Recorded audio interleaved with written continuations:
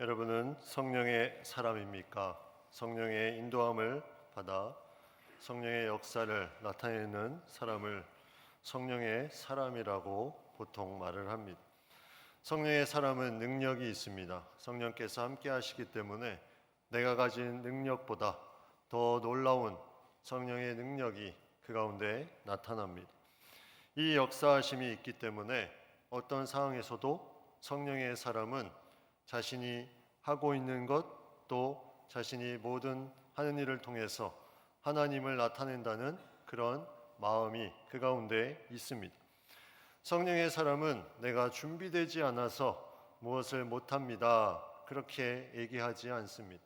성령의 사람은 내 안에 성령이 계시기 때문에 나는 준비되지 않았을지라도 내가 성령을 의지하며 무언가를 할 수 있다는 그 마음이 그 가운데 들게 됩니다.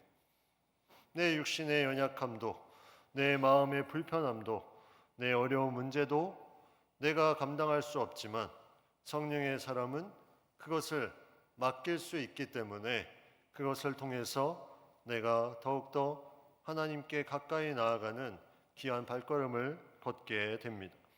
오늘 본문에 나오는 엘리야와 엘리사, 이 두 사람은 성령의 사람으로 많은 성령의 역사를 이 구약의 시대에 우리에게 보여주고 있습니다. 엘리야는 여호와는 하나님이시다, 또 엘리사는 하나님은 구원자시다라는 뜻을 가지고 이 둘이 계속해서 나아가는데, 이 둘은 스승과 제자의 관계입니다.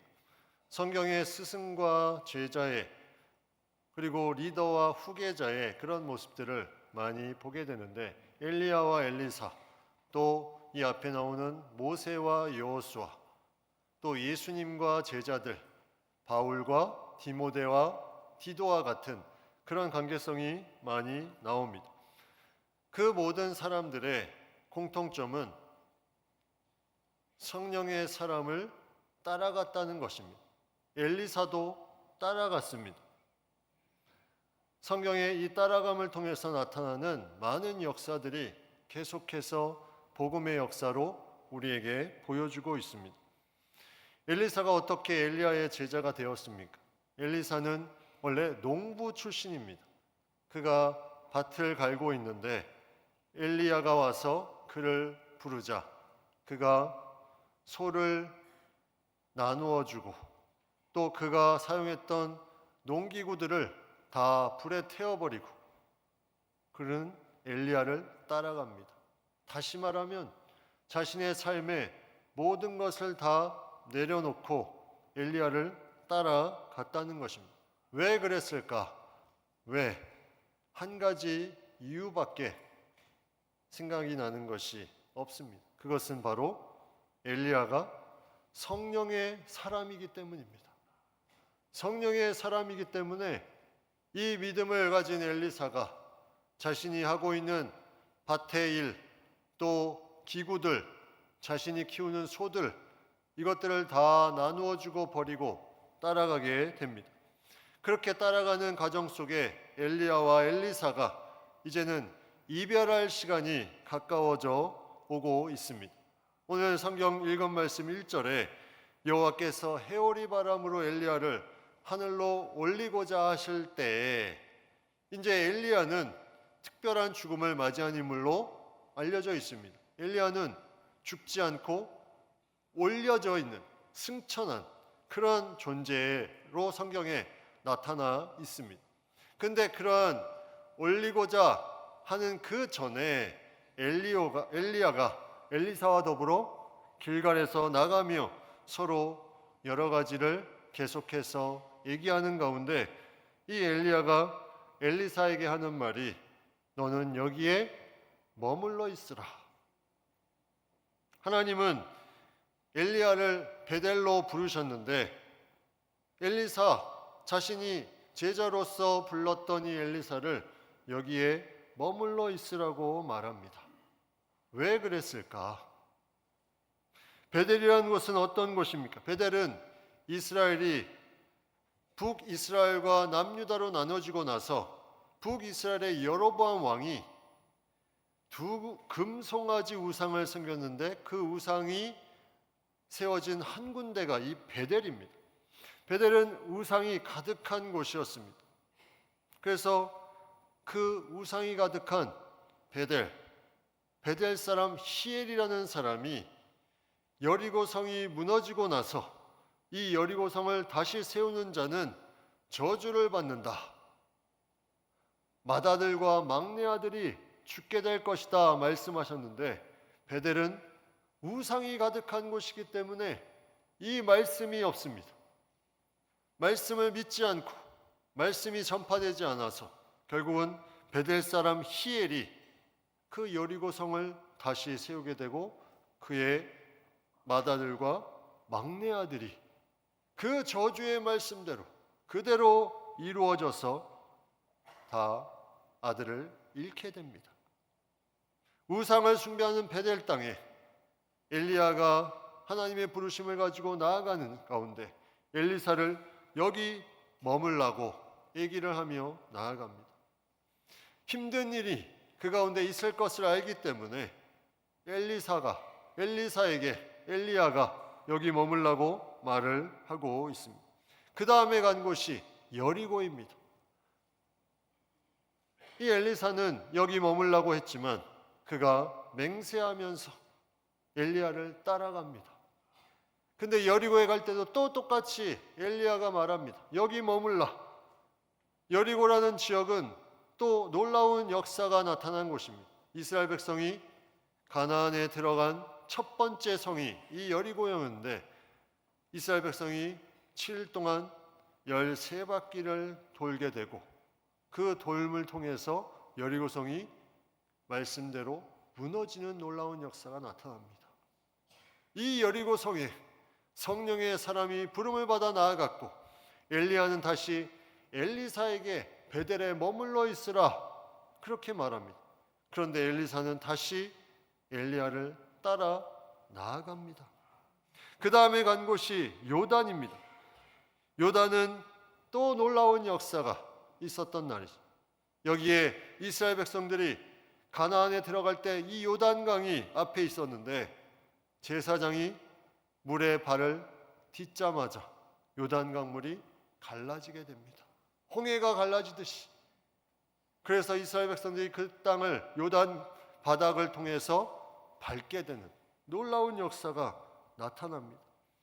그런데 계속해서 엘리야는 길갈에서, 베델에서, 또 여리고에서 그의 제자인 엘리사에게 여기 머물러 있으라. 왜 그랬을까? 엘리야는 하나님의 말씀을 전파하는 선지자였습니다. 그런데 그 선지자의 역할을 감당할 때 많은 어려운 일들이 있었습니다. 나라에 기근이 있을 것을 말합니다. 가뭄이 있을 것을 말합니다. 비가 내리지 않을 것을 말합니다. 그 말을 듣고 아합 왕이 핍박을 가합니다. 그래서 그가 숨어 다닙니다. 그리고 그가 갈멜산 전투에서 1대 850의 싸움, 바알 선지자 450명과 싸우게 됩니다. 그 어려운 싸움에 하나님의 놀라운 역사로 승리하게 됩니다. 그리고 그는 계속해서 아합 왕과 그의 아내 이세벨의 공격을 받습니다. 이런 어려운 길을 쉽게 따라오라고 누가 말할 수 있겠습니까? 엘리야 선지자는 이 길을 다 거쳐왔지만, 자신의 제자이지만 이 길을 따라오라고 쉽게 말할 수 없는 그런 어려움이 그 가운데 있다는 거죠. 우리의 신앙의 길이 그렇습니다. 내가 신앙의 길을 걷다 보면 어려운 경험들이 있습니다. 그래서 누군가에게 나를 따라와라 이런 말을 쉽게 하지 못합니다. 그 가운데 어려운 일들이 있었기 때문이죠.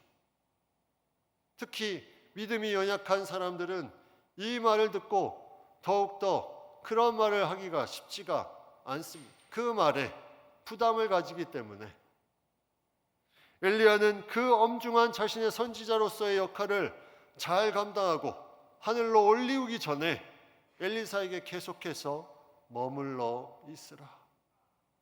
이 말은 너는 나와 같은 선지자가 되지 말아라, 이 말이었을까요?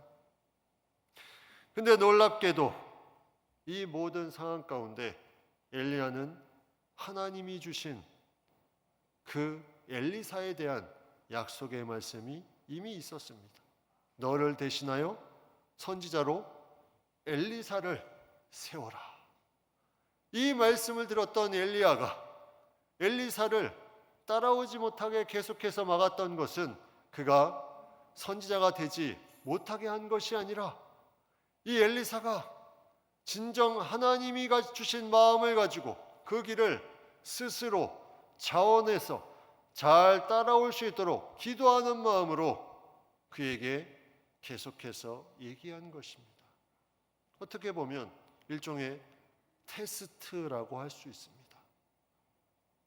하나님이 아브라함에게 아들 이삭을 바치라 했을 때 아브라함은 말씀을 듣고 자녀를 통해서 넘치는 복을 주실 것을 알고 있었지만 그는 그 테스트를 통과합니다. 그래서 믿음의 아버지가 되는 것입니다. 엘리사도 마찬가지로 이 길을 계속해서 머무르라고 했지만 그는 맹세하면서 그 선지자의 길을 함께 따라갑니다. 성경의 위대한 사람들은 예수님을 잘 따라간 사람들이며 또 예수님을 잘 따라간 사람들을 따라간 사람들이 성경의 위대한 인물들로 나타납니다. 여호수아, 또 믿음의 사람 시어머니를 따라간 룻, 그리고 바울을 따라간 디모데와 디도, 그리고 오늘 본문의 엘리사. 자신의 삶의 모든 형편이 있음에도, 내가 살아왔던 모든 방식이 있음에도 그 모든 것을 내려놓고 따라가는 그 순간에 성령의 사람으로서의 놀라운 역사들이 그 가운데 나타납니다. 우리는 인생에 세 가지 길이 있습니다. 첫 번째 길은 자연스럽게 우리에게 주어지는 길입니다. 그 길은 부모님으로부터 자연스럽게 주어지는 나의 주변의 환경, 또 유전적인 것들, 또 어떤 모든 관계들, 이것이 자연적으로 따라오는 길입니다. 두 번째 길은 성장하면서 내가 선택하는 길입니다. 내가 친구를 선택하고 배우자를 선택하고 직장을 선택하고 내가 선택할 수 있는 길을 가는 것, 이것이 두 번째입니다. 세 번째는 바로 반응하는 길입니다. 반응하는 길. 이 길은 내가 선택하는 것이 아니라 부르심에 내가 반응하는 것입니다. 여기 계신 모든 분들은, 예배 자리에 계신 모든 분들은 하나님이 예배자로 부르셨을 때 반응해서 이 자리에 계신 줄 믿습니다. 그것이 우리가 반응한 첫 번째, 예수님을 내가 믿음으로 나아가도록 하나님의 부르심에 반응했기 때문에 이 자리에 있는 거예요. 너무나 귀한 것입니다. 그런데 하나님의 부르심은 계속해서 우리에게 있습니다. 이후에도 나에게 계속해서 무언가 부르셔서 그 길을 걷게 하신다는 거죠. 제가 최근에 한 글을 보게 되었습니다. 그 글에는 이러한 내용이 있었습니다.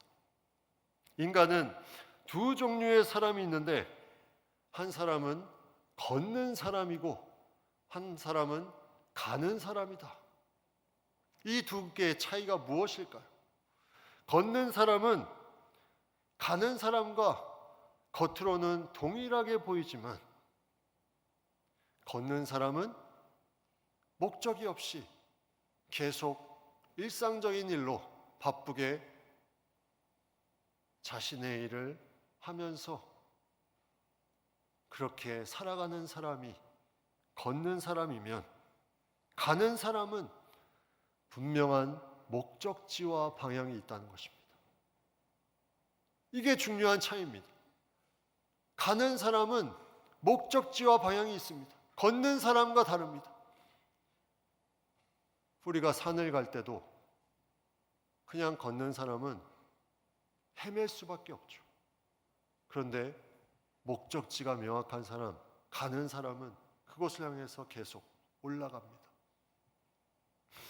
목적이 없는 발걸음은 쉽게 흔들리기 마련입니다.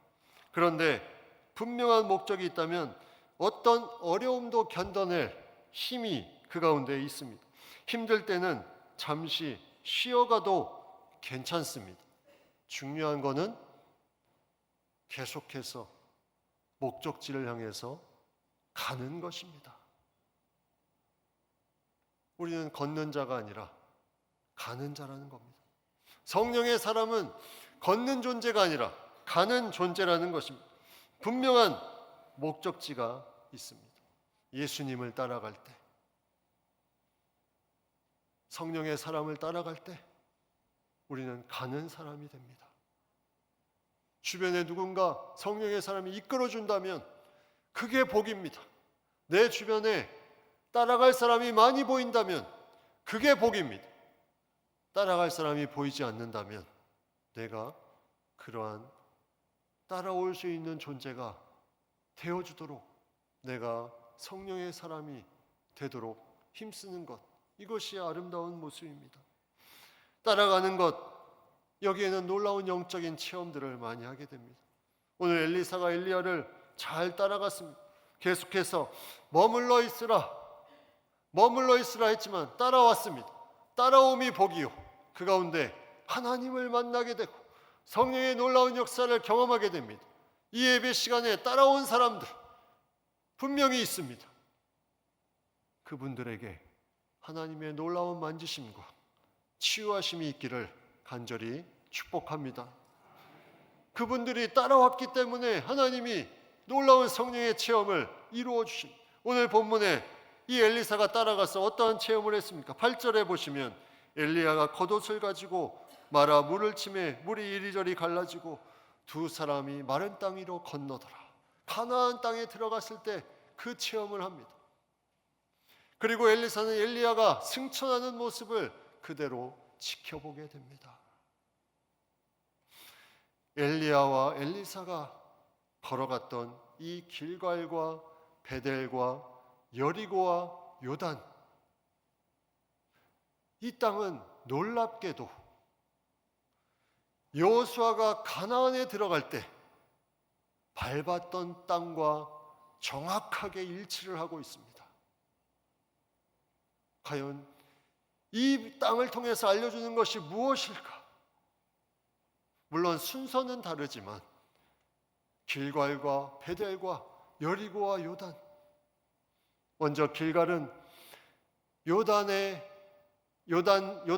그 길을 뚫고 나아가는, 그 거센 물살을 뚫고 나아간 놀라운 하나님의 역사를 체험한 곳입니다. 성령의 사람은 어려운 물살을 뚫고 나아감을 우리에게 보여주고 있습니다.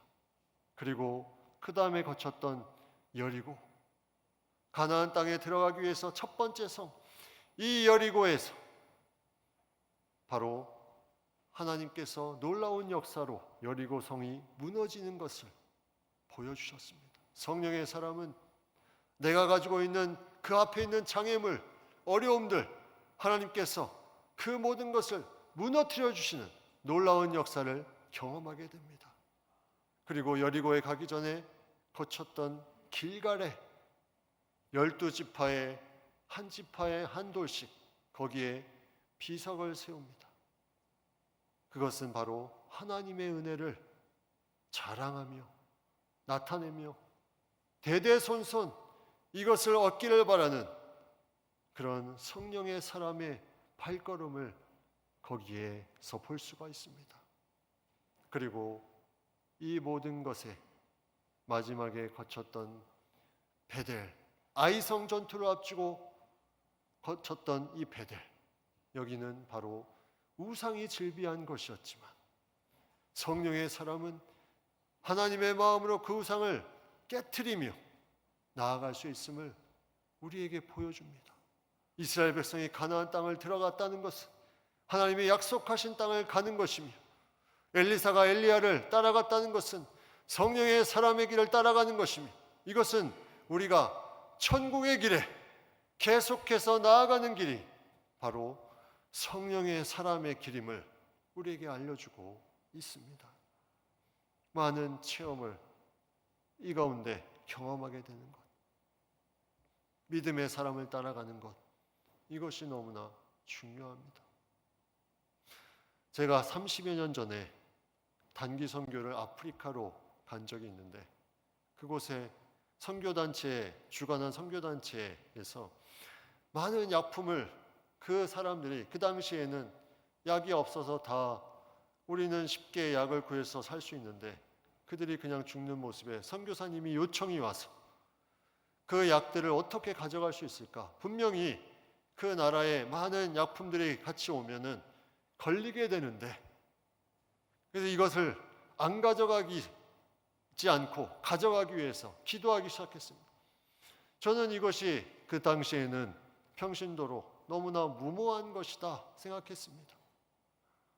그러나 그들이 기도해서 따라서 함께 기도하며 나아갔습니다. 그런데 놀랍게도 그 공항의 통관에, 그 당시는, 지금은 불가능했을지를 몰라도 그 당시는 옆에 그냥 지나갈 수 있는 통로가 있었습니다. 그래서 약품이 들어간 그 가방을 옆으로 밀어 넣었는데 아무도 그것을 제지하는 사람이 없었습니다. 그리고 가방을 열었는데 밑에 있는 약품을 다 보지 못하고 겉만 보고 그냥 통과시켜줬던, 그게 아직도 지금도 선하게 기억이 남습니다. 이런 공동체적 체험은 성령의 사람을 따라갈 때 그것을 경험할 수 있습니다. 내가 개인적으로 하나님을 만나서 체험하는 것도 있지만, 내가 체험하지 못하는 개인적인 체험은 공동체를 잘 따라가면 이것을 우리가 체험할 수 있습니다. 하나님이 주신 놀라운 성령의 역사가 계속해서 이 땅 가운데 이루어집니다. 많은 성령의 사람을 통해서. 그러면 다시 묻겠습니다. 과연 여러분은 성령의 사람입니까? 요한복음 3장 5절 말씀에 사람이 물과 성령으로 나지 아니하면 하나님의 나라에 들어갈 수 없느니라. 내가 믿는다, 내가 거듭났다, 예수님 믿고 다시 태어났다 하는 사람, 그 모두는 성령으로 다시 태어난 성령의 사람입니다. 물과 성령으로, 말씀과 성령으로. 그러면 우리는 성령의 사람답게 살아야 됩니다. 성령이 강림하여서 하나님의 놀라운 역사 이루는 이때 우리는 성령의 사람으로 나의 현실에 내가 가지고 있는 농기구들과 내가 누리는 소들, 엘리사가 과감하게 그것을 던져버리고 성령의 사람을 따라간 것처럼 우리도 성령의 사람을 따라가며 성령의 사람답게 살아가는 것이 우리가 해야 될 일입니다. 요한복음 14장 12절 말씀에 내가 진실로 진실로 너에게 이르노니 나를 믿는 자는 내가 하는 일을 그도 할 것이요 또한 그보다 큰 일도 하리니 이는 내가 아버지께로 감이라. 예수님께서 아버지께로 가며 성령이 이곳에 오셔서 그보다 큰 일도 너희가 할 것이다. 내가 하는 것이 아니요 성령이 하는 것입니다. 내가 낫게 하고자 하는 것이 아니요 내가 회복되는 것이 아니요 내가 문제 해결이 나에게 기가 있는 것이 아니요 성령께서 하시는 것입니다. 성령의 사람은 그것이 가능합니다. 성령께서 역사하시기 때문입니다. 이곳에 몸이 아프신 분들, 마음에 어려움이 있는 분들, 아직 믿음이 없는 분들, 문제가 해결되지 않는 분들, 예수님을 따르고 말씀을 따르고 주변에 이끌어주는 성령의 사람을 따라가십시오. 그러면 치유되고 회복되고 그 문제가 왜 나에게 왔는지 분명하게 알게 될 것입니다. 그 안에 우리가 성령의 사람으로 온전히 살아가는 길을 분명하게 보여주실 것입니다.